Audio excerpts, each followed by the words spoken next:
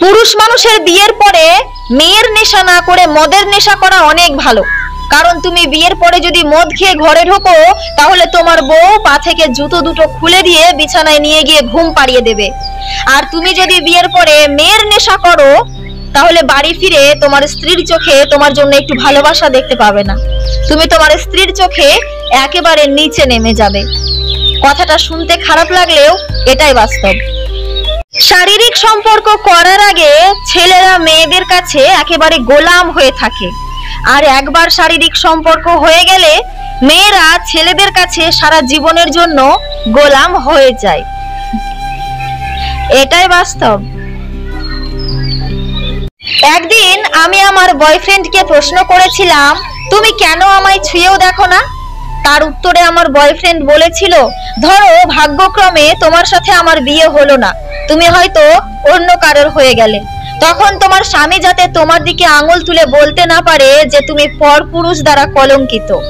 দেখো, আমি তোমাকে যেমন ভালোবাসি তার সাথে সাথে আমি তোমাকে সম্মানও করি, তাই তোমার দিকে আঙুল তুলে তোমাকে কেউ অপমান করবে সেটা আমি কোনোদিনও মেনে নিতে পারবো না। আর সেই জন্যই আমি আজ পর্যন্ত তোমাকে ছুঁয়েও দেখি না। এই যে পুরুষ মানুষ, কি ভাবছো তোমার পরিবারের লোকজন তোমাকে খুব ভালোবাসে, তোমাকে খুব ভালো চোখে দেখে? তাহলে একটা কথা বলি ভাই, একদিন তোমার পরিবারের লোকজনের সামনে নিজের স্ত্রীকে একটু ভালোবেসে দেখো। নিজের স্ত্রীর জন্য একটা কিছু উপহার এনে পরিবারের লোকজনের সামনে তাকে দিও। নিজের স্ত্রীকে পরিবারের লোকজনের সামনে এক গ্লাস ভাত মুখে তুলে খাইয়ে দেখো। তোমার পরিবারের লোকজন একেবারে তেলে বেগুনে জ্বলে যাবে। কিছু কিছু পরিবারের লোকজন এমনই হয়, মেয়ে আর জামাইকে সুখে থাকতে দেখলে তারা আনন্দ পায়, আর বাড়িতে ছেলে আর ছেলের বউকে একসাথে সুখে থাকতে দেখলে তারা আর ঠিক থাকতে পারে না। তখন তাদের আর মাথা কাজ করে না, তখন তাদের কথাবার্তা, আচরণ আর ব্যবহারই তোমাকে বুঝিয়ে দেবে যে তোমার পরিবারের লোকজন তোমাকে কতটা ভালোবাসে, যে কিনা তোমার সাথে তোমার স্ত্রীর সুখে থাকাটা দেখতেই পারে না। ছেলে আর ছেলের বউকে সুখে থাকতে দেখলে তাদের মুখের আকৃতি, ব্যবহার সবকিছু পাল্টে যায়। আচ্ছা, এরকম কেন হয় বলুন তো? এরকম কেন হয় সেটা কি কারোর জানা আছে? জানা থাকলে বলবেন প্লিজ। যে মেয়ে সংসার করবে সেই মেয়ে 12 হাত কাপড় পেলেই সংসার করবে। আমি আমার জীবনে এমন অনেক মেয়েকে দেখেছি যারা অভাবের সংসারে ছেঁড়া কাপড় পরেও দিনের পর দিন, বছরের পর বছর পার করে দেয়। আবার এমনও কিছু কিছু মেয়ে আছে যাদেরকে 14 হাতের শাড়ি কি মাসে 14 খানা শাড়ি দিলেও তারা সংসারে টিকে থাকতে পারে না। আসলে দোষটা শাড়ির বা কাপড়ের নয়, দোষটা হচ্ছে পারিবারিক শিক্ষার। যে যেরকম শিক্ষা পেয়ে বড় হবে সে তো তার ব্যবহারটা সেরকমই দেখাবে, তাই না? কিছু মেয়ে আছে যারা শ্বশুর বাড়িতে সমস্ত দায়িত্ব সামলে, সমস্ত কাজকর্ম করে খাটতে খাটতে চোখের কোণে জল চলে এলেও, প্রচুর পরিমাণে কষ্ট পেলেও বাবা মা যখন ফোন করে ফোনটা তুলে হাসি মুখে কথা বলে আমি ভালো আছি। কারণ সেই মেয়েটা জানে তাকে সংসারে থাকতে হবে, তাকে স্বামীর সংসার করতে হবে। আবার এমনও কিছু কিছু মেয়ে আছে যারা সংসারে সামান্য একটু কাজ করতে হলে, একটু কষ্ট পেলে বাবা মাকে ফোন করে বলে, এই কোন পরিবার ধরে বিয়ে দিয়েছো, খাটতে খাটতে মরে যাচ্ছি, আমি আর সহ্য করতে পারছি না। সেই সমস্ত মেয়েরা সংসার ভাঙা মেয়ে, তারা সংসার করতে আসেনি। তোমরা যারা বিবাহিত মেয়েরা আছো তাদের উদ্দেশ্যে বলি, বোন, সংসার জীবনটা অতটাই সস্তা নয়, অতটাই ঠুনকো নয়। সংসার করতে গেলে একটু ধৈর্য ধরতে হবে, প্রথম দিকে একটু কষ্ট করতে হবে, তাহলে দেখবে দিন শেষে একদিন তুমিও সুখী হবে। একটা কথা বলি, ভালোবাসা বোঝানোর জন্য হাজার হাজার কথা খরচ করার কোনো দরকার নেই। যে তোমার ভালোবাসা বুঝবে সে তোমার চোখের দিকে তাকালেই বুঝে যাবে, আর যে তোমার ভালোবাসা বুঝবে না তার জন্য জীবন দিয়ে দিলেও সে তোমার ভালোবাসা বুঝবে না। তার জন্য হাত কেটে নাম লিখলেও সে তোমার ভালোবাসা বুঝবে না। তার জন্য রাত জেগে বসে বসে মেসেজ লিখলেও সে তোমার ভালোবাসা বুঝবে না। তার জন্য ব্রেন খরচা করে বসে বসে কবিতা আর শায়রি হাজার হাজার লিখলেও সে তোমার ভালোবাসা বুঝবে না। তাই বলি কি, যে তোমার চোখের দিকে তাকিয়ে তোমার ভালোবাসা বুঝতে পারে না তার জন্য অত কথা খরচ করার দরকার নেই। স্বামী এমন একজন মানুষ, স্ত্রী ভুল করলে রেগে গিয়ে তাকে শাসন করে, আবার রাগ কমে গেলে সেই স্ত্রীকে বুকে টেনে আগলে রাখে।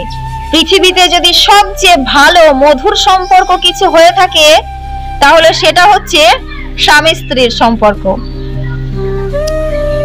যেই সম্পর্কে তোমার কোনো গুরুত্ব নেই সেই সম্পর্ক থেকে তোমার দূরত্ব বাড়িয়ে ফেলাটাই উচিত।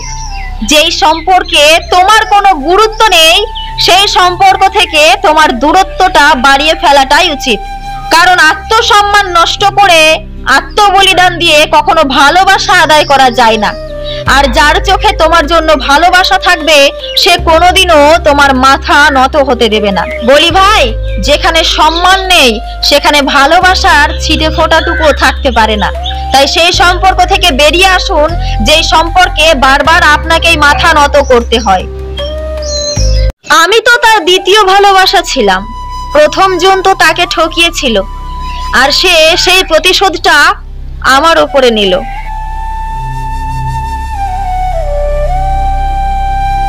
একটা বিবাহিত মেয়ে যদি অন্য পুরুষের দিকে হাত বাড়ায় তাহলে সেটার সম্পূর্ণ দোষ তার স্বামীর।